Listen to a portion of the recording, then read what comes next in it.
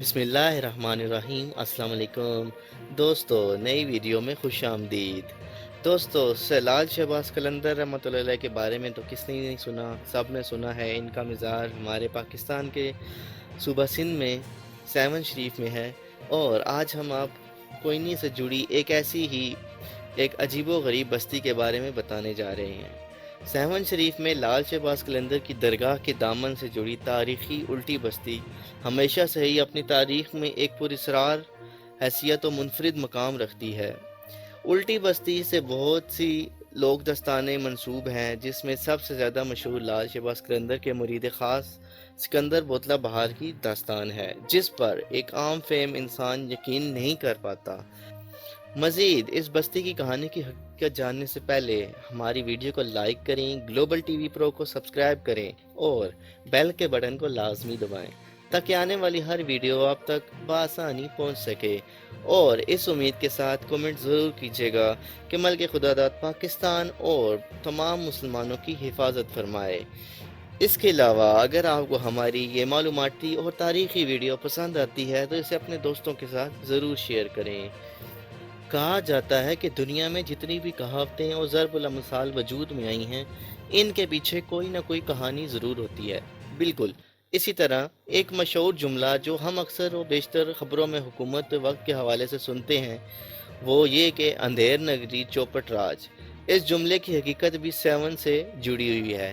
کہا جاتا ہے کہ موجودہ شہر سڈیمن، سڈیمینا، شواستان، سیوستان اور سیستان کے مختلف ادوار طے کرتا ہوا سیون تک پہنچا ہے۔ سیون سے جڑی ایک ایسی ہی لوک داستان جس کو معروف صوفی بزرگ لال شہباز قلندر کی نسبت حاصل ہے۔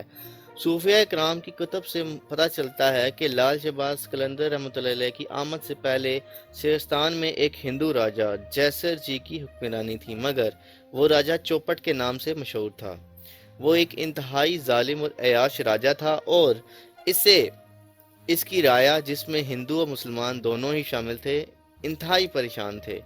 اس وقت یہ مقولہ مشہور ہوا تھا، اندھیر نگری چوپٹ راج، اور لوگ راجہ کی حکومت کے بارے میں کہا کرتے تھے۔ راجہ کے ظلم و ستم سے تنگ آ کر وہ کسی ایسے مسیح کی تلاش میں تھے کہ جو کہ انہیں بادشاہ کے مظالم سے نجات دلائے۔ بادشاہ نے اپنی حفاظت کے لیے ایک مضبوط قلعہ تعمیر کر رکھا تھا، اس لیے باوجود تنگ ہونے کے کوئی بھی راجہ کا نقصان پہنچانے کے بارے میں سوچ بھی نہیں سکتا تھا۔ اس قلعے کے سامنے ایک فقیر سکندر بوتلہ، جو کہ ہر وقت یہ نعرہ لگاتا رہتا تھا کہ بہت جلد ظلم اور ظالم بادشاہ سے نجات ملے گی، میرا مرشد آ رہا ہے، مرشد آ رہا ہے۔ یہ سن کر چوپٹ راج نے سپاہیوں کو حکم دیا کہ وہ فوری طور پر بوتلہ کو گرفتار کر کے قید خانے میں ڈال دیں۔ جنہوں نے راجہ کے حکم کی تعمیل کے طور پر بوتلہ کو فوری طور پر قید خانے میں ڈال دیا، مگر قید تنہائی کے خوف کے بغیر بوتلہ نے قید خانے میں بھی مرشد آ رہا ہے اس بات کی خبر بھی بادشاہ تک پہنچائی گئی۔ اس نے اپنے نجومیوں کو جمع کیا اور ان سے اس بارے میں پوچھا تو انہوں نے کہا کہ ایسا لگ رہا ہے کہ یہ قلعہ اور آپ کی حکومت اب قائم رہنے والی نہیں ہے، جس پر راجہ چوپڑ نے انتہائی ظالمانہ فیصلے کے طور پر حکم دے کر بوتلہ کو ذبح کروا دیا۔ جیسے ہی یہ خبر لال شہباز قلندر رحمۃ اللہ علیہ کو پہنچی تو انہوں نے جلالی انداز میں اپنا کشکول الٹا زمین پر پٹخا، اور پھر دیکھتے ہی دیکھتے وہ مضبوط قلعہ پلٹ گیا۔ ہم مسلمانوں کا تو یہ عقیدہ ہے کہ اولیاء اللہ صلی اللہ علیہ وسلم کے جانشین ہیں، اس لیے وہ رب تعالیٰ سے جو بھی دعا مانگتے ہیں رب تعالیٰ ضرور قبول کرتا ہے۔ جس کے بعد یہ روایت مشہور ہے کہ بادشاہ کو اس غرور و تکبر اور لوگوں پر کیے جانے والے ظلم و بربریت کو دیکھتے ہوئے حضرت لال شہباز قلندر نے دعا کی کہ اس ظالم بادشاہ کا غرور و تکبر نیچا ہو جائے۔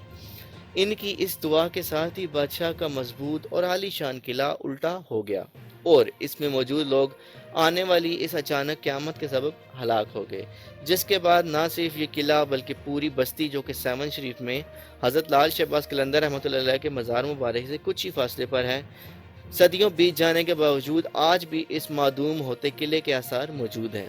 اور حضرت لال شہباز قلندر رحمۃ اللہ علیہ کے مزار پر آنے والے زائرین نہ صرف مزار مبارک پر حاضری دیتے ہیں بلکہ عبرت ناک انجام کو پہنچنے والی اس بستی، جس کے اب صرف خد و خالی موجود ہیں کو دیکھنے کے ساتھ ساتھ بہترین عبرت حاصل کرتے ہیں، کیونکہ یہ مزار محکمہ اوقاف کے زیر اثر ہے۔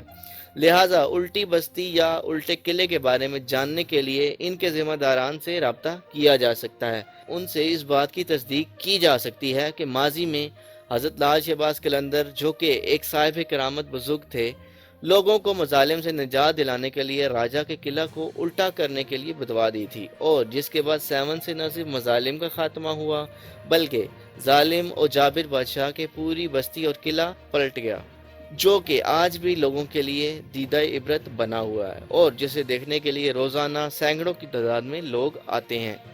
7 کے قلعے کی قدامت کے حوالے سے کئی محقق اس کے رائے کے حامی ہیں کہ جب سکندر اعظم سندھ میں داخل ہوا تو یہ قلعہ موجود تھا۔ ایک اندازے کے مطابق یہ قلعہ رائے سیاسی دوئم کے زمانے میں تعمیر کیا گیا تھا۔ اس کے بعد اس قلعے کو 713 میں محمد بن قاسم نے بھی فتح کیا تھا، جب راجہ داہر کو شکست ہوئی تھی۔ تاریخ کے اوراق اگر پلٹے جائیں تو آج بھی 7 کی تاریخ کے شواہد دیتے ہوئے نظر آتے ہیں، مگر محققین اس بابت کہنے سے قاصر ہیں کہ کب کس طرح اس قلعے کا زوال شروع ہوا۔ یہ صرف سینہ بسینہ کہانیاں مشہور ہیں۔ آج اس قلعے کی خستہ حال بچھی کچی دیواریں نشان عبرت بنی ہوئی ہیں، اور آج تک یہ دیواریں سوالیہ نشان ہیں اور اپنے اندر ہی اندر ایک ایسی کہانی کو چھپائے بیٹھی ہیں کہ جس کے بارے میں کہنا بہت ہی مشکل ہے۔ اور کیا حقیقت ہے ان دیواروں میں، اس بستی میں اور اس قلعے میں، اللہ تعالیٰ ہی بہتر جانتا ہے، کیونکہ وہ ہر راز کو جاننے والا ہے۔ اور دوستو، آپ کو ہماری یہ ویڈیو کیسی لگی ہے، اپنے رائے کا اظہار اپنے کومنٹ باکس میں ضرور کیجیے گا، اور اگلی ویڈیو تک کے لیے اللہ حافظ۔